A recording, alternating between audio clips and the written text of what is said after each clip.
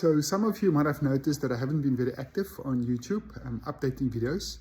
And that's not because I've not been doing anything. I've looked around to see if I can find other Peugeots of the same model. Because the one that I have is missing some spare parts and it's missing an interior. I was very lucky to find one in Northwest province, which was quite complete, but it was neglected. So there was a lot of rust in the vehicle. But I could have taken a lot of pictures and videos as a reference on how to restore and what would I need to restore my vehicle. I then joined the Pretoria Old Motor Club, and I was in contact there with someone that knew someone else who also had a Peugeot 201. I went to have a look, and this vehicle is still licensed, it is running.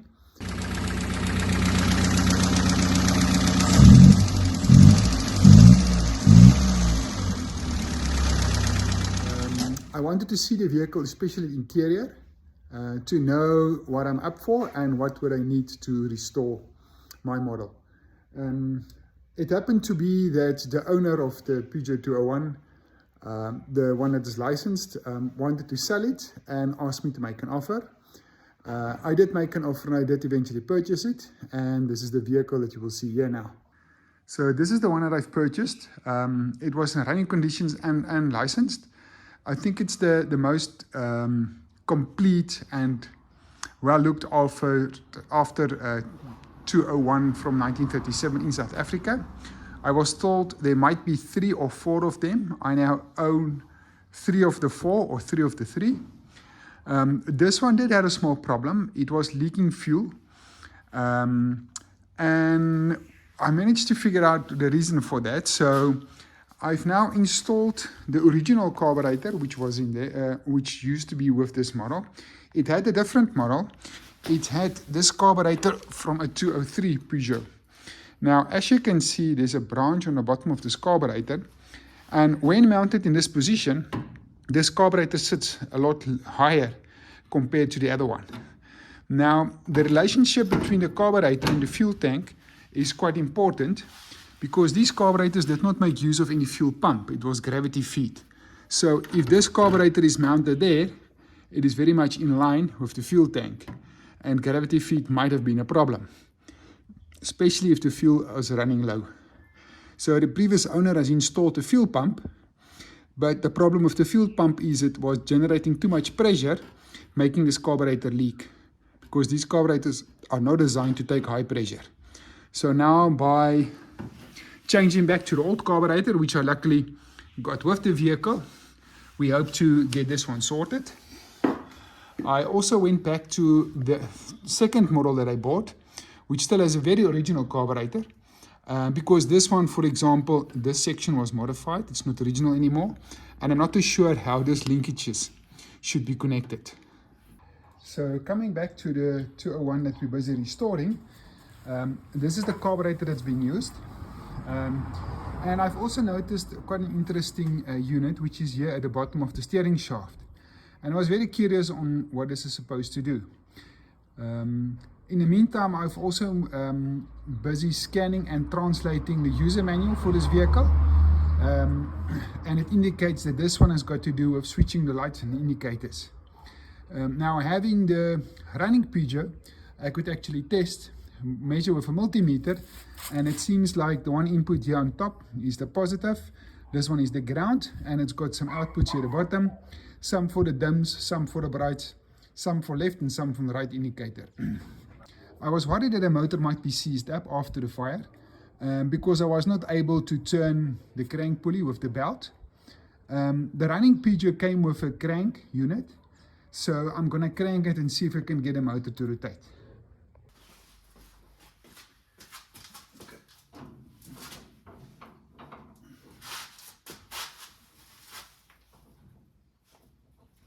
Seems to be done.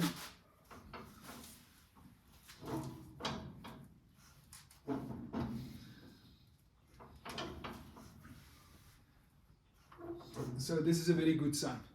It even feels like it's building up some pressure. So I'm very happy for this. So this carburetor is attached with two number 13 bolts. I want to loosen there. I've already removed this link. It's quite straightforward. It's just a small, I think number 9 or number 10 spanner. Takes this one off.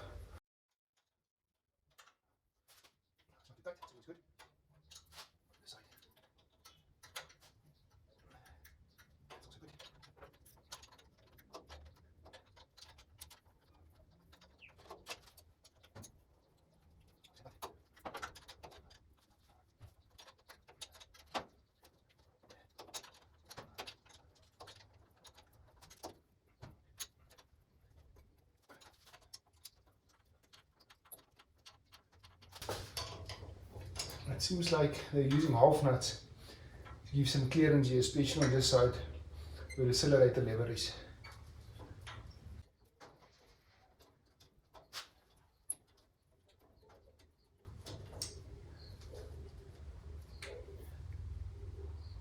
Still moist inside. This is probably the 2-stroke that I've put in the top to keep it lubricated. Okay, that's it. So I'm putting the nuts back.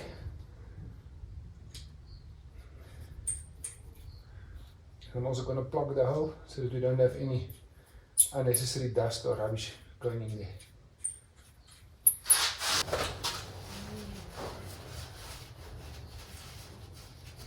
That's it. Okay, so while working on getting this guy running, I decided to replace the carburetor. The one that was installed on here was from another Peugeot model. I believe it was 203.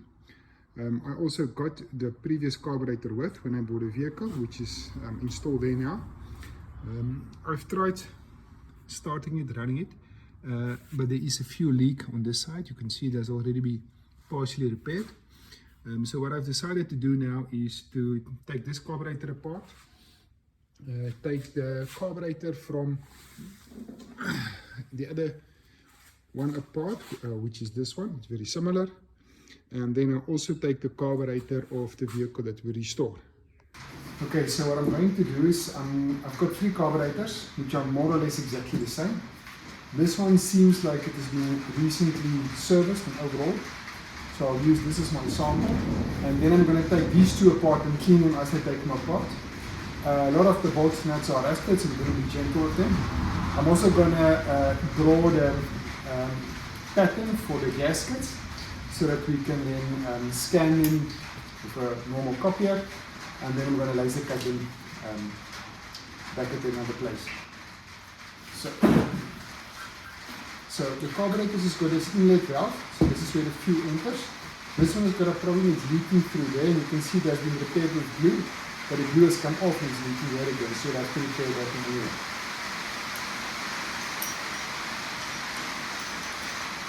I'm going to put a space for this carburetor in the milk bucket. I'm going to put a space for this one in the food use bucket and one for this one in the bucket.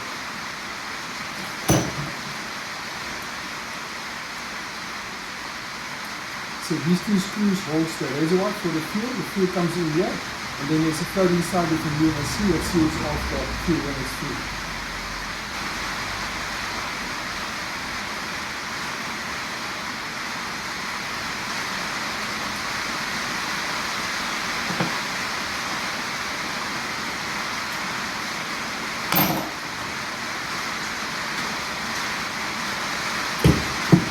First gasket.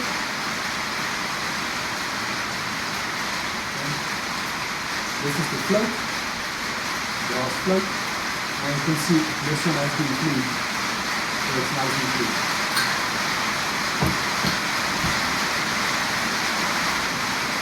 Okay, so that's what we're going to do with this one.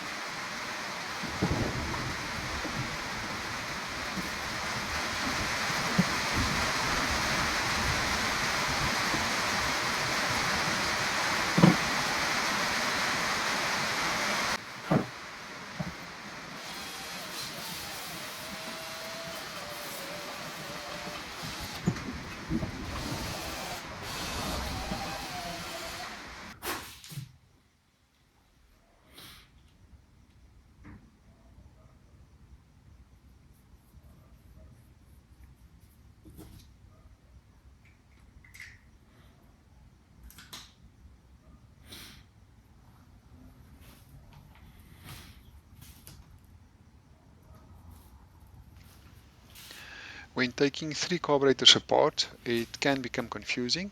So here I'm putting the parts loosely back to remember which part belongs to which carburetor.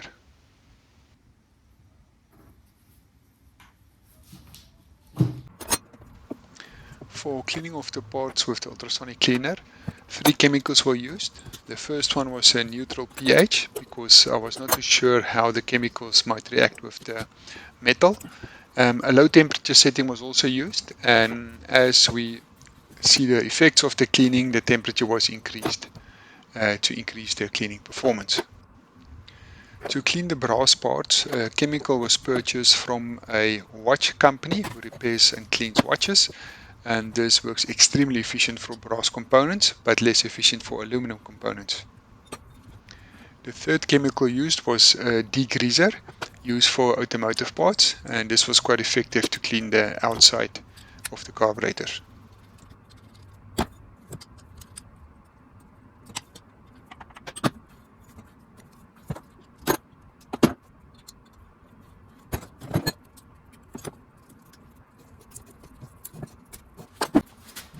Some videos I saw where they use ultrasonic cleaner is they add the chemicals in the cleaner and then add the parts to it. The challenge here is that you have to fill up quite a lot with a big cleaner like this one. I think this one takes about 3 liters, and some of the chemicals are really expensive, especially the one for cleaning the brass. So by using Ziploc bags, you can just add the amount of cleaning chemicals needed for those specific parts, and only that small amount gets dirty and can either be recycled or chucked away.